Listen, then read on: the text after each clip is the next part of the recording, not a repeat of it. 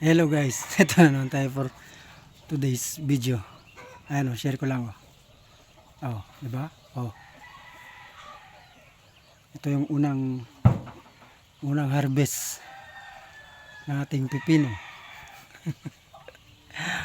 Konti lang eh. Dosing tangin.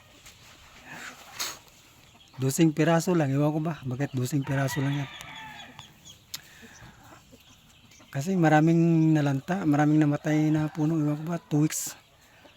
Magto 2 weeks pa lang akong hindi ko inaalagaan ng, kasi nga medyo busy. May nilalakad tayong mga kailangan. Hindi ko natutukan ng mga 2 weeks. Si tata yung, pero na, siguro mga 7 puno talaga yung namatay. May bunga na sana, mga ganito kalaki. Kaso nga, dahil namatay yung puno, nalalanta din. So yung mga nalalanta, ito kahit alanganin pa, pinitas ko na lang kaysa mabulok, diba? So pakinabangan din. Yan o, may melon pa. Pero at least kahit pa paano, kulang-kulang 2 kilo, diba? Baka next week, another 2 kilos or next 3 days. Kasi meron pa namang marami sumusunod dun eh. Ewan ko ba kung bakit ganyan, nalalanta. Tapos tinignan ko, chinek ko yung puno. Kuwan kasi parang na-expose yung ugat nila eh. Siguro sa pagdidilig ni tatay, sinistraight niya dun sa puno. So yung lupa, gumagano ng gumagano. Tapos paangat ng paangat yung ugat.